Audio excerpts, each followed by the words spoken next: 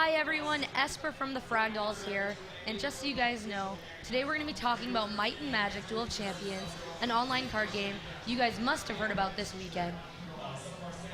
So one of the amazing things we're going to be talking about is the road to Paris. We're actually joined here today by two really great players. We have MarketeerFred, and then we have Hugo, and both of these players have definitely kicked a lot of butt in this Road to Paris tournament series so far. So I'm actually going to have MarketeerFred introduce himself a little bit right now. Sure, my name's Fred. I play a lot of CCGs, a lot of RPGs, and I managed to luck out and get into the finals of the GenCon tournament. And then Hugo? Hi, I'm Hugo. I go by parading in the game. I had the good fortune of playing this game at the Origins convention and winning that, which is how I've gotten into this Road to Paris. So I'm pretty excited to be a part of this and pretty excited to be competing for a free trip to Paris. Yeah, the Road to Paris tournament series is definitely amazing. Duel Champions is actually going to be sending 8 players to Paris to compete. We actually just finished up with our North American live qualifiers, and these are where these two amazing gentlemen came from. So I think, do you guys want to play? Yeah, let's do it. Let's go for awesome. it. Okay. I'm ready to go when you are. All right, sending you the invite. So we're going to have our two players actually challenge each other right now.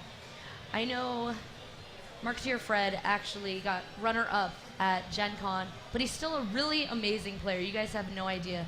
I saw him in action quite a bit at GenCon. I actually harassed him a little bit for some tips and tricks. And so I'm hoping both these players will be giving us a little insight into the amazing decks that they have and they'll be utilizing for us today. Yeah, so I've picked an Inferno deck. This is a fire-based faction, and this is my rush deck. So this deck either wins quick or it goes home and loses. So we're going to see what happens here today. And then Fred? I'm playing my standard deck. It's a Necro deck. The main difference between it and most Necro decks is it's got no spells in it. I find that having a deck that is a little bit different from the normal norms is a way to kind of beat the meta and surprise my opponents. So it looks like I've got initiative. So one of the things I like about this game is that it has multiple resource types. It has, you have your might, you have your magic, and then you have your fortune.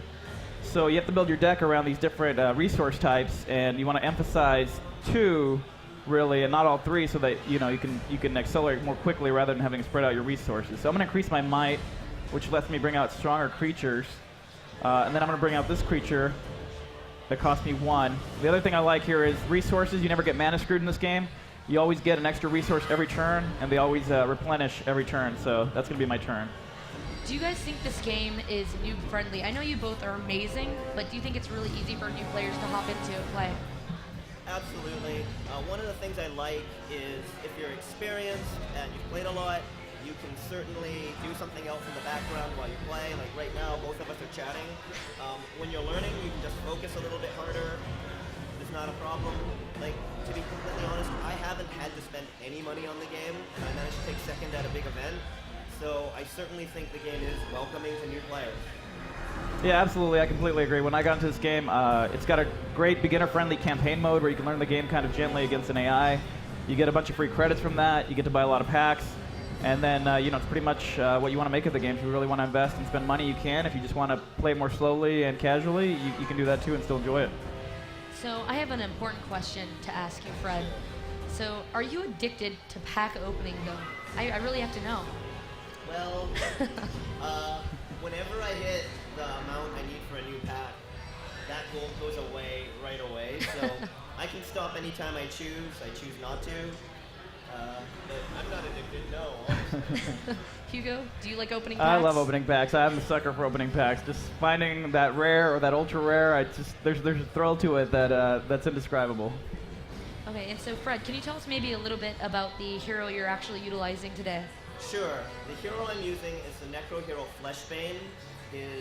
Rather than an activated ability, what he has is a passive trait where whenever one of his incorporeal creatures is on the table, it has +1 health.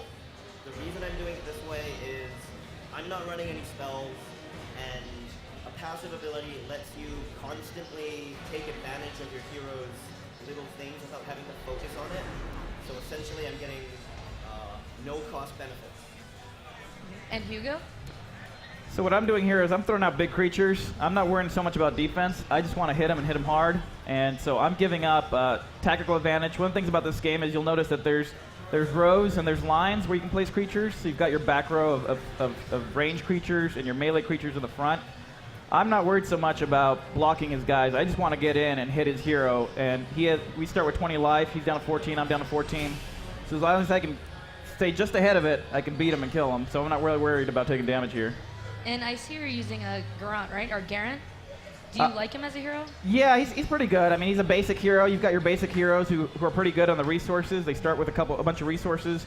There's a couple more advanced heroes you'll start with less resources to begin with, but they'll give you a special ability down here that tends to really give you a much more specific play style. Yeah.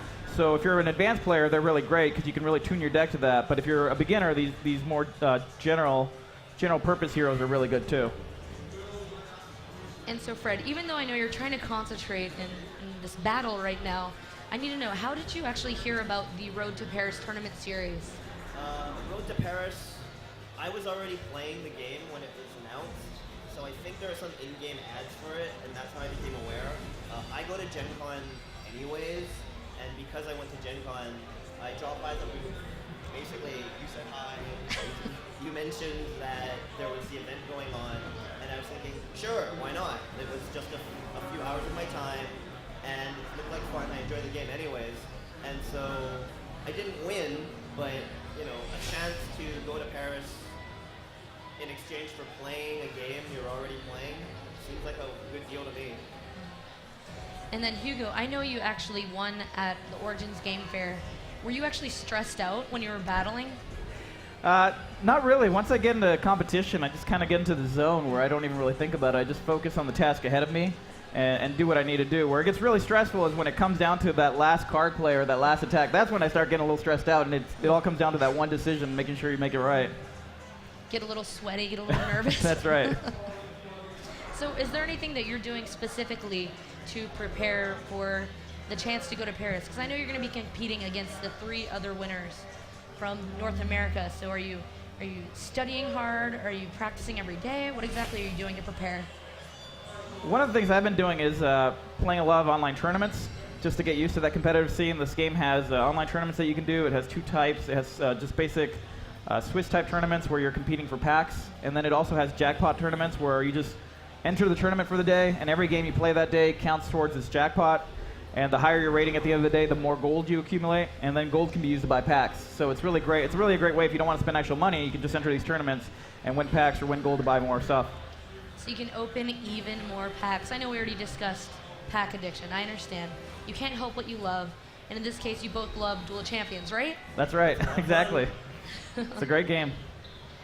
And then just so you guys know, if you guys are watching right now, if you do want to check out the Road to Paris and see what's going on with it, see maybe a little bit more of the past winners that we have, you can actually go to roadtoparis.com, check it out, see what's going on with the qualifiers, and of course get pumped up for our amazing players.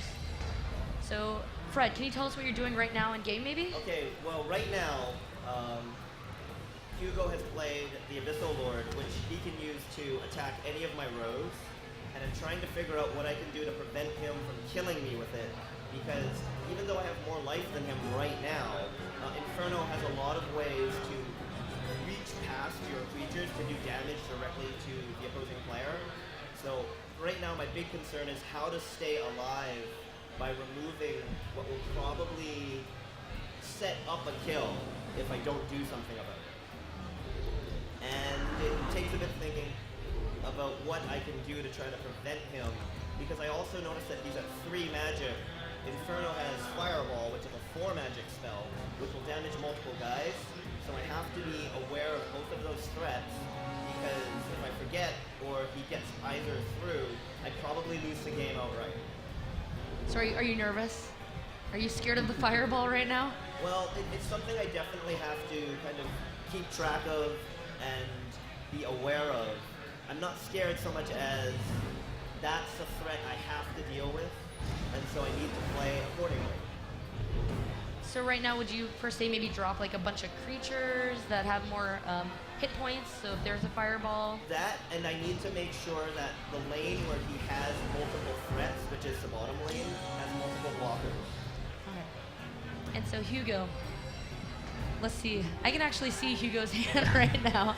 So right now I've got, so unlike Fred, I went spell heavy. I've got a lot of spells in this deck. And the whole reason I have these spells is for when it comes down to this moment where, I mean, if I don't kill Fred right now, he's probably got me beat. Like I said, this deck is an aggro deck. It doesn't care about getting hurt. It cares about hurting my opponent more than they hurt me. So the big question I have right now is, you know, with all these spells and tricks I have up my sleeve, is there any way to take him down? Because if I don't, he's probably going to come back and get me. So I'm looking here at my hand. I'm trying to figure out what I have. And what I'm seeing is that he's got 10 life. Okay. I've got guys who can deal 8 points of damage. This guy has 5 attack. And this creature has 3 attacks. So that can deal 8. So I'm not really seeing here a way to take him out immediately. But there's some good opportunities here to clear the board maybe, and maybe buy myself another turn. So let's see what I can do here. So I've got these fireball spells that deal 2 damage to a creature, so I'll throw one of those out. That eliminates one of his threats. That opens up this lane for this guy. So he can now hit the hero because there's no creatures blocking the lane. So then, but that's still 5 damage. That brings him down to half. It's not quite enough to take him out. So then the other thing I can do is I've got another fireball here. Kill another creature. And it's just going to bring out a creature to block. Yep. And then I think I've got it so I can buy another turn. We'll see if I guessed right or not. I'm going to use this guy to attack anywhere. He's going to attack this guy. And he can attack anywhere on the board. That's a special ability. And then we're going to draw a card. Let's do that. And then we'll kill him there, and my time's out. Right to the last segment. The great thing about this game is that your matches don't drag out. There's a 2-minute time limit to each of your turns, and in tournaments it's even less. So it's kind of great. You can go online and not worry that you're going to spend an hour and a half playing one single match. You're going to get them done pretty quickly because of the time limit. Yeah. Do you find yourself actually really kind of thinking about your turn right in the beginning, like really trying to figure out every step that you're going to take, or do you kind of just go with it and just see what happens? No, I like to think about my turn at the beginning. I like to look at my hand, the board situation, where their creatures are, what openings I see, what kind of spells I can use to combo off each other, and then take advantage of any opportunities and exploits I see. Okay, so Fred, I know it's your turn. You only have to hit him for 4 more points. Right. Now, what I just did while we were talking was I played Atropos. His ability is to pull back 2 of my creatures from my graveyard and put them in my hand. Now, as you see here, I've got a POW Deathseeker. That does 3, and there's an open lane, but that wouldn't be fatal, and it would leave a lot of threats on his side of the board to attack me next turn. So what I'm going to do instead is I'm going to play the bridge to put Atropos and his Abyssal Lord back in our hands. Atropos, that means I can cast him again next turn to put 2 more creatures back in my hand. Plus, it prevents Hugo here from attacking me or any of my creatures using his Abyssal Lord. So essentially right now, I'm trying to play for a slightly longer game and just maybe not stall him out so much as go for my control options that are coming. And I drew a card at the end of my turn, pass the table over to him. So do you guys consider, well specifically Hugo, do you guys consider card advantage really important in this game in terms of constantly drawing and having more options? Yeah, absolutely. Card advantage is everything, and that's one of the reasons you don't want to make a hero who specializes in all 3, because one of the abilities that almost every hero has is that you can always, instead of increasing one of your resource types, you can draw a card. And that's what really makes you an advanced player, is when you start sort of fixing your curve on resources so that you can quickly get to the point where you get card advantage from your hero. I completely agree that a good resource curve is very important in the game, but I actually feel like because you always have the option of drawing an extra card, that it's actually more important to have what I call tempo, where you want to have control of the board and the resources in play. And I think that's different from card advantage in that I can throw lots of cards on you, but if I have creatures that, because of their abilities or power, can just kill you outright, or kill your creatures as they hit the table, then you win the game. Like here, card advantage certainly helped, but the fact that I had bigger creatures that could stay on the table is why I managed to win this game. Okay, so I just wanted to thank you both for hanging out with me today, talking a little bit about Duels of Champions. And just so you guys know, Duels of Champions is actually free to play. You can actually download it right now at duelofchampions.com. And then also, you can check out more of our live tournament coverage at roadtoparis.com. So once again, good luck in September. Thank you. I know you're getting a little nervous, Hugo. A little bit. But I believe in you. I hope you kick butt. And then, of course, thanks again to Fred for sticking around.